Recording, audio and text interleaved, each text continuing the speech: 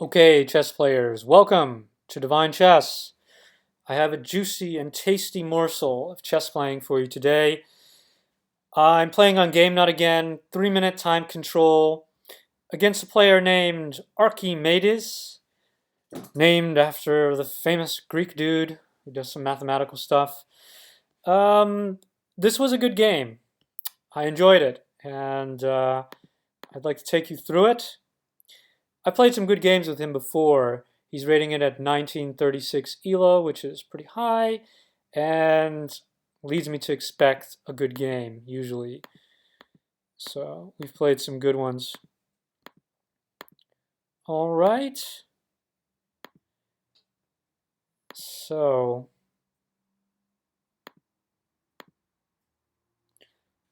okay, now as the structure is sort of building up on both sides, um, I would say my structure is a bit irregular, so I want to explain it. Right here, the additional pawn here is to dissuade the knight from making the leap here. I generally just don't want any knights in my court. So I don't want them on my side of the playing field. That's because the horse is generally a very confusing piece which can tend to hurt you during moments of fast playing chess in ways that you can't see coming immediately.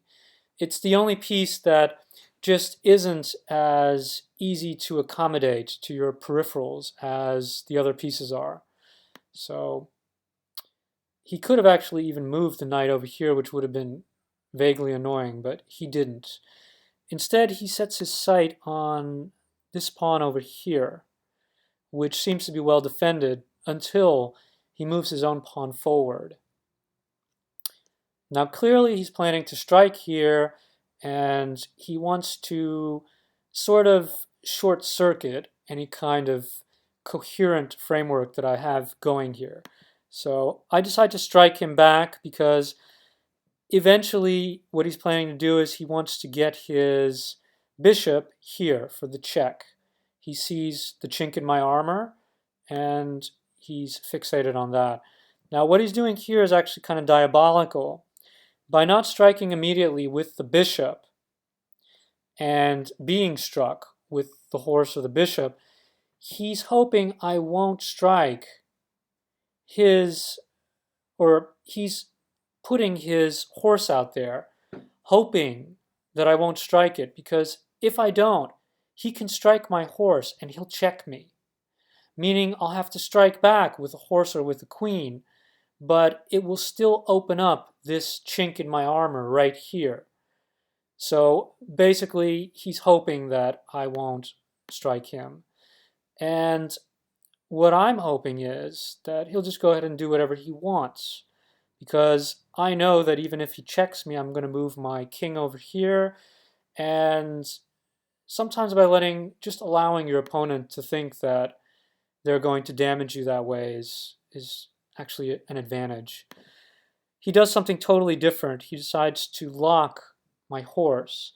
But the horse is well guarded by the other horse here, so not such a problem yet. I move my queen. I still want the queen out of harm's way as soon as the bullets fly, and I managed to do that.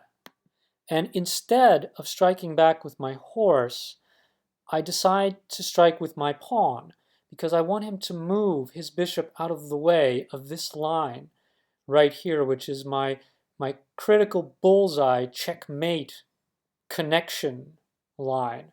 So I just don't want him standing here with his stupid bishop.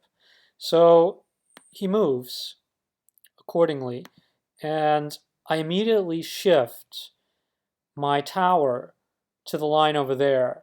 It's better to shift these critical pieces earlier rather than later during an attack, because the earlier you shift them and the less threatening the attack seems, the more unexpected it is when it turns into a vicious attack suddenly.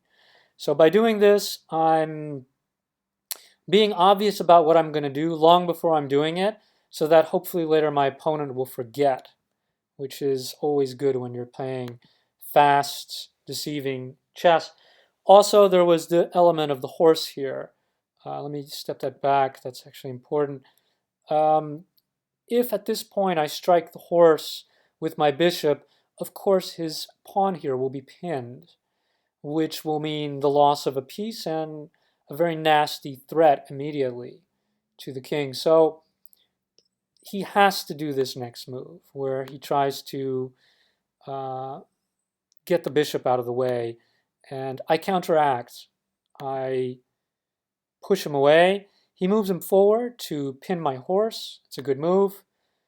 I move my queen into checkmate positioning, hoping that he won't see what I'm doing, but it's quite obvious what I'm doing.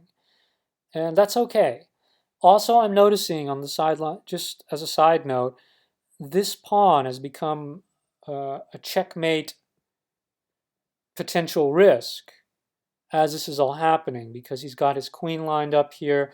He only needs one more piece to create the same situation as I've got. So, okay, he moves his pawn here, which is, I guess it's okay, but it leaves him open to the weak point where I'm not only defending this potentially weak point in my structure, but I'm also attacking a potentially weak point in his with an extra piece, making it very nasty because this is becoming hard to defend.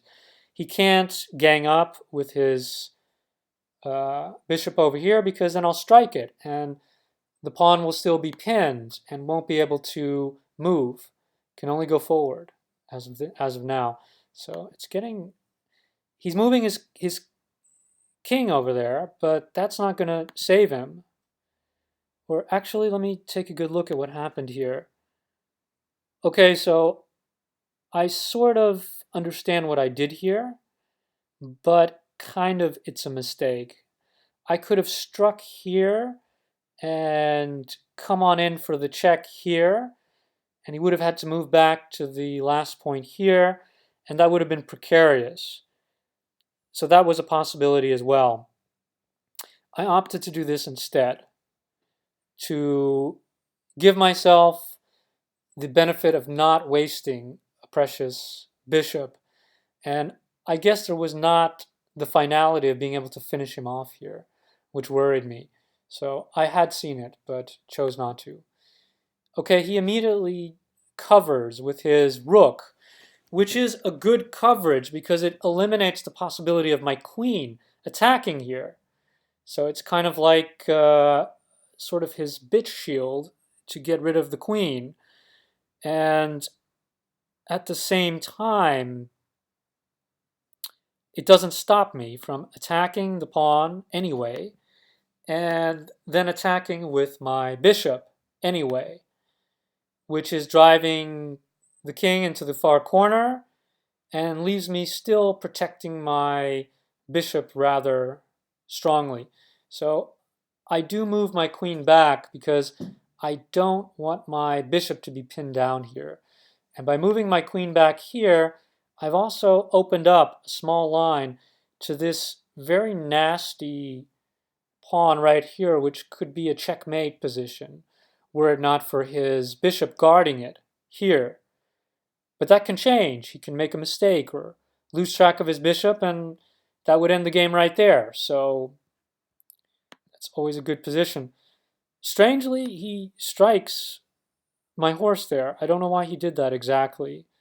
I think he compromised himself. But then I saw why, because he decided to switch up with the queen, maybe giving him more attacking potential. I still don't think that was the right move, but I decided to try to trick him into taking my rook, which he doesn't do.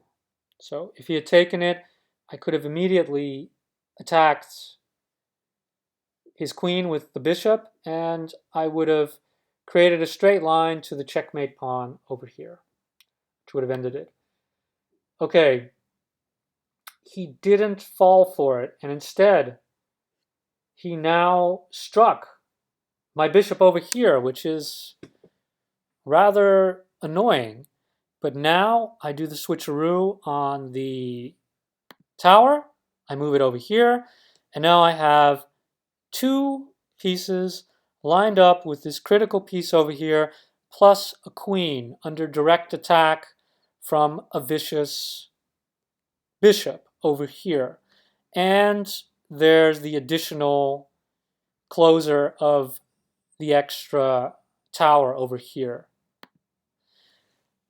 He goes all out and strikes the check here, sacrificing his bishop to open the line of the rook so that he can run into that later. So let's take a look.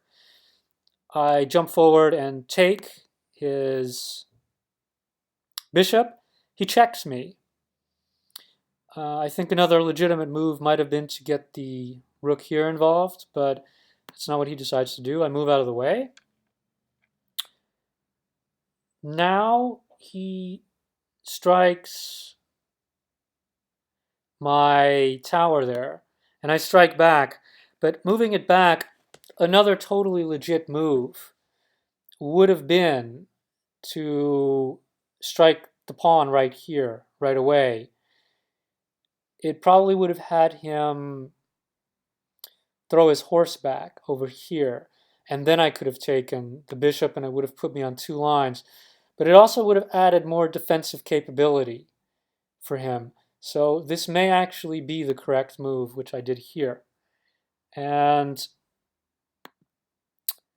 he moves a pawn forward, thinking he'll cover it with the horse, which is a fair assessment. I move my bishop in to kill the horse, because this is actually a pretty devious move.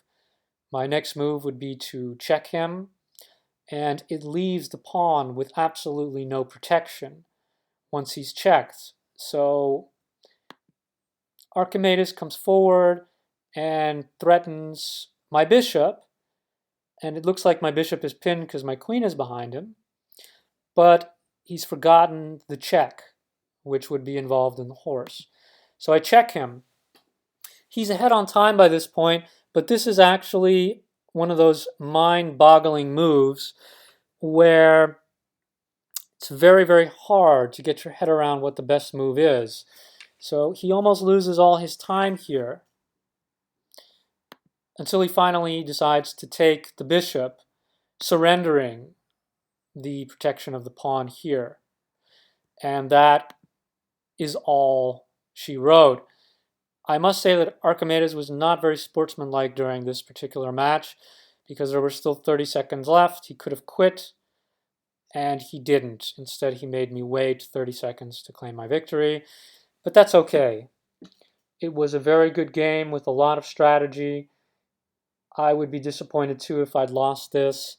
It was very close, and frankly, this was a good game. It's a good example of some decent level chess strategy. I hope you enjoyed it as much as I enjoyed playing it, and keep your eye out for some of my other videos, and by all means, play chess. If you want to do a quick blitz on Gameknot, it's there for you, and you can log in almost every moment of the day. Try not to get addicted at your job, or you're sitting behind the computer. It's easy. And or else you can just go and play some real face-to-face people, which might be better in terms of cultivating relationships with people who are stronger chess players. So enjoy, have a nice day, and talk to you next time.